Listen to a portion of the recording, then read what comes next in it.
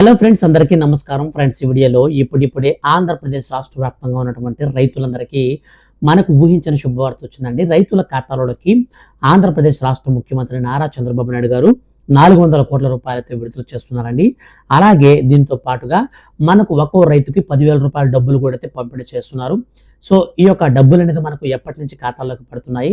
అలాగే మన యొక్క ఆంధ్రప్రదేశ్ రాష్ట్ర ప్రభుత్వం 20,000 రూపాయలు అన్నదాత సుఖీభవ స్కీమ్ ఉంది కదా, సో దానికి సంబంధించిన డబ్బులను ఎప్పటి నుంచి మనకి ఇస్తారు, ఈ విషయాలన్నీ కూడా ఈ వీడియోలో ఇన్ డీటెయిల్గా అయితే క్లారిటీగా తెలుసుకుందాం. వీడియో నచ్చితే ఖచ్చితంగా లైక్ చేయండి. అలాగే రైతులకు సంబంధించిన ఏ చిన్న అప్డేట్ అయినా సరే మిస్ కాకుండా తెలుసుకోవాలనుకుంటే మీరు మన ఛానల్ని మాత్రం సబ్స్క్రైబ్ చేసుకొని పక్కనే బెల్ సింబల్ని ఆల్ పైన ట్యాప్ చేసుకోండి. ఇక లేట్ చేయకుండా టాపిక్ని స్టార్ట్ చేద్దాం.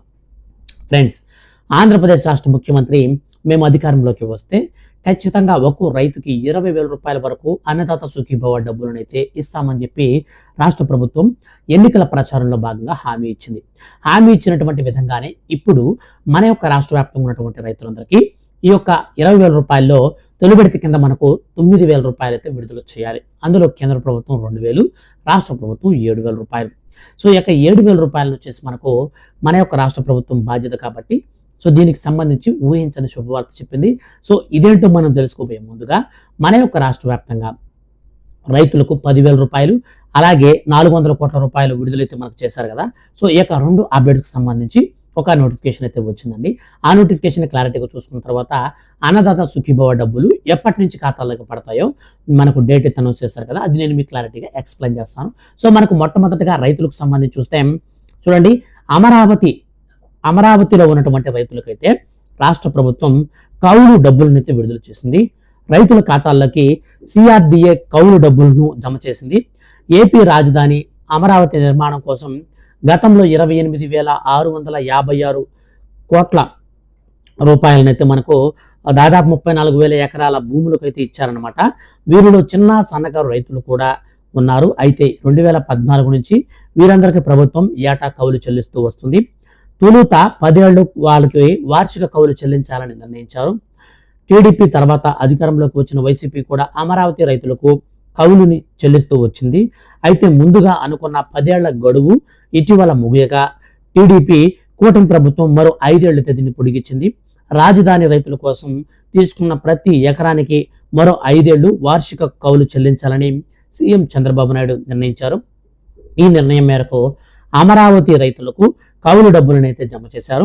మరోవైపు ఇప్పటి వరకు ఎకరానికి ఎంత మొత్తం అయితే వార్షిక కౌలు చెల్లిస్తున్నారో అంతే మొత్తాన్ని సిఆర్డిఏ రైతుల ఖాతాల్లోకి జమ చేసింది. ఇక అమరావతి రైతుల వార్షిక చెల్లింపుల కోసం ప్రభుత్వం ఓటాన్ అకౌంట్ల బడ్జెట్లో కూడా 400 కోట్ల రూపాయలు కేటాయించిన సంగతి తెలిసిందే. ఆ నిధులను రాజధాని అభివృద్ధికి ప్రాధికార సంస్థ సిఆర్డిఏకు విడుదల కూడా చేసింది కేంద్ర ప్రభుత్వం. ఇప్పుడు టీడీపీ కూటమి ప్రభుత్వం అమరావతికి ప్రాధాన్యం పెరిగిన సంగతి తెలిసిందే. వైసీపీ పాలనలో మనకు అమరావతి నిర్మాణ పనులు ఆగిపోగా 2024లో ఎన్నికల్లో గెలిచినటువంటి టీడీపీ అధికారంలోకి వచ్చిన తర్వాత ఈ పనులు అయితే తిరిగి ప్రారంభించబోతున్నారన్నమాట. సో ఈ విధంగా దాదాపు మనకు 400 కోట్ల రూపాయలు మనకు ఏదైతే మన యొక్క ఆంధ్రప్రదేశ్ రాష్ట్ర వ్యాప్తంగా అమరావతిలో ఉన్నటువంటి రైతులు ఎవరైతే ఉన్నారో సో వాళ్ళందరికీ కూడా అయితే ఈ కౌలు రైతులందరికీ డబ్బులు అయితే ఇవ్వడం జరిగింది. ఇక మనకు 10,000 రూపాయలకు సంబంధించి చూస్తే ఎవరైతే ఈ యొక్క విజయవాడ ప్రాంతంలో కావచ్చు, రాష్ట్ర వ్యాప్తంగా రీసెంట్లీ వచ్చినటువంటి వరద ప్రభావిత ప్రాంతాలలో పంట నష్టపోయిన రైతులకు ఒక్కో ఎకరాకి వరకైతే 10,000 రూపాయలు అయితే ఎక్స్గ్రేషన్ అయితే మన యొక్క రాష్ట్ర ముఖ్యమంత్రి నారా చంద్రబాబు నాయుడు గారు ప్రకటించారండి. అలాగే మనకు ఈ యొక్క పంట నష్టంతో పాటు మిరప కనుక మీరు సాగు చేస్తూ ఉండి మిరప పంట కనుక నష్టపోతే మీకు గరిష్టంగా 35,000 రూపాయలు తీస్తారండి. సో మిరప పంట వేసిన వాళ్ళందరికీ 35,000 రూపాయలు వస్తుంది. అలాగే వరికి అయితే 10,000 రూపాయలు అయితే మన యొక్క రాష్ట్ర ప్రభుత్వం ఎక్స్గ్రేషన్ తీస్తుంది అనమాట. సో ఇది వచ్చేసి మనకు రేపటి నుంచి మనకందరి ఖాతాలో కొడితే డబ్బులు పడతాయి. సో ఈ రోజు నుంచి అందరూ కొడితే పనిచేస్తారనమాట. ఇక ఎప్పుడెప్పుడు ఎదురు చూస్తున్నటువంటి అన్నదాత సుఖీభవ పథకానికి సంబంధించి మన యొక్క రాష్ట్ర ప్రభుత్వం ఊహించని శుభవార్త అయితే ప్రకటించిందండి. సో రాష్ట్ర వ్యాప్తంగా ఉన్నటువంటి ఎవరైతే ఈ యొక్క రైతులు ఉన్నారో అటువంటి వారందరికి కూడా మనకు రైతు భరోసా పథకం అనగా మేము అధికారంలోకి వస్తే 20,000 రూపాయల వరకు పెంచి ఇస్తామని చెప్పేసి రాష్ట్ర ప్రభుత్వం హామీ ఇచ్చినటువంటి పథకమే మనకు రైతు భరోసా, దీనినే మనకు పేరు మార్చి అన్నదాత సుఖీభవగా మన యొక్క ప్రస్తుతం ఉన్నటువంటి కూటమి సర్కార్ అయితే చెప్తుందన్నమాట.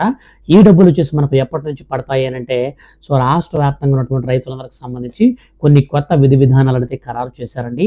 సో ఇక కొత్త విధి విధానాలు ఖరారు చేసినటువంటి నేపథ్యంలో ఈసారి చాలా మంది రైతులు అనర్హత సాధించే అవకాశం ఉంటుందన్నమాట. సో వాటిలో మనకు ఎందుకు అనర్హత వస్తుందని చెప్పి చూస్తే, సో మన యొక్క రాష్ట్ర వ్యాప్తంగా ఉన్నటువంటి రైతులు ఎవరైతే ఉన్నారో, సో వాళ్ళందరిలో కూడా ముఖ్యంగా ఖచ్చితంగా మీరు మీ యొక్క పథకానికి సంబంధించి అంటే మీ యొక్క పట్టాదారు పాస్బుక్కి మీరు ఈ యొక్క వెబ్ ల్యాండింగ్ అనేది చేసుకోవాల్సి ఉంటుంది. సో చాలామంది రైతులు వెబ్ ల్యాండింగ్ లేకుండానే ఉన్నారండి.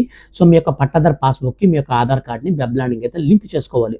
సో ఇలా లింక్ చేసుకోకుండా ఉన్నటువంటి కారణం చేత చాలామంది అనర్హులైతే ఈ పథకానికి అయితే అయిపోతున్నారనమాట. అలాగే దీంతో పాటు పిఎం కిసాన్ సమ్మాన్ నిధి యోజన పథకం కింద 6,000 రూపాయల్లో మనం పొందాలంటే ఈకేవైసీ చేసుకోవాల్సి ఉంటుంది.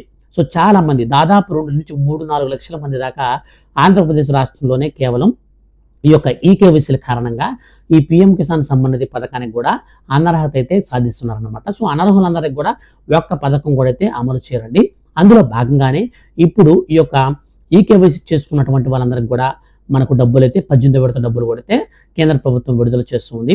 అయితే మన యొక్క రాష్ట్ర ప్రభుత్వం వాటా అయినటువంటి 7,000 రూపాయల్లో మనకు నేరుగా ఖాతాలోకి డబ్బులు అయితే విడుదల చేయాలని రాష్ట్ర ప్రభుత్వం నిర్ణయిస్తూ కొన్ని కొత్త రూల్స్ అయితే ప్రవేశపెట్టిందండి.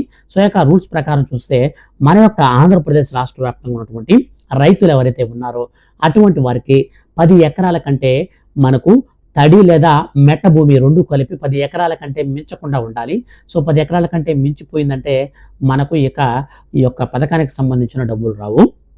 ఇక కౌలు రైతులకైనా సరే మన యొక్క రాష్ట్ర ప్రభుత్వం డబ్బులు ఇస్తుందన్నమాట. సో కౌలు రైతులకు మాత్రం కేంద్ర ప్రభుత్వం 6,000 రూపాయలు పడదు, కానీ రాష్ట్ర ప్రభుత్వం ఇచ్చేటువంటి 14,000 రూపాయల్లో మనకు 7,000 రూపాయలు, అలాగే మరొకసారి 2వ విడతలో 7,000 రూపాయలు 14,000 అయితే పడతాయి.